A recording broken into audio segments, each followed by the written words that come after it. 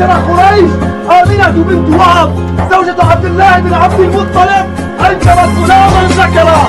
لا معشر قريش، آمنة بنت وهب زوجة عبد الله بن عبد المطلب محمد، بلى محمد، سأسميه محمد ليكون محمودا في الأرض والسماء. بل لي بتأويل ما رأيت. ما رأيت يا مولاي؟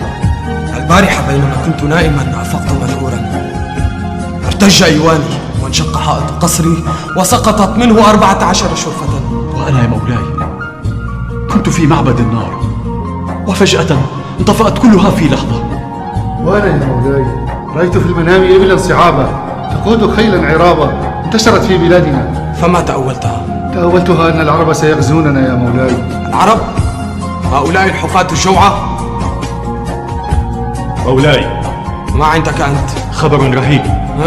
لقد غاصت الليلة بحيرة ساوى المقدسة وجفت، وفاض وادي السماوة بعد جفافه الطويل. يا عبد المسيح، لعل هذا الأمر آتى الذين قبلكم، أليس عندكم شيء من تأويله؟ مولاي، لي خال راهب في الشام عارف بالرؤيا، فإذا أذن لي ملك الملوك ذهبت إليه وسألته. ذهب اللحظة يا عبد المسيح. إذا كثرت التلاوة وظهر صاحب الهراوة وفاض وادي السماوة وغاصت بحيرة ساوى، فليس الشام لسطيح شاما، يملك منهم ملوك وملكات على عدد الشرفات، وكل ما هو آت آت، وكل ما هو آت آت.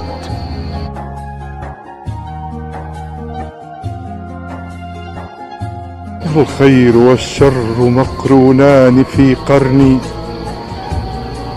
فالخير منبع والشر محذور. ما لك ذعرت أيها الكاهن؟ هو والله هو، قد ذهبت النبوة من بني إسرائيل إلى بني إسماعيل، عرفته بصفاته وخاتم النبوة بين كتفيه. فلا تفرحوا يا معشر قريش، والله ليسطون بكم هذا الغلام سطوة يخرج خبرها من المشرق والمغرب. ويحك يا رجل، إن كان ذلك فبأمر الله، أتعترض على حكم الله؟ وأرسل خالد بن الوليد رسالة إلى كسرى وقال له: أسلم تسلم، وإلا جئتك برجال يحبون الموت كما تحبون أنتم الحياة.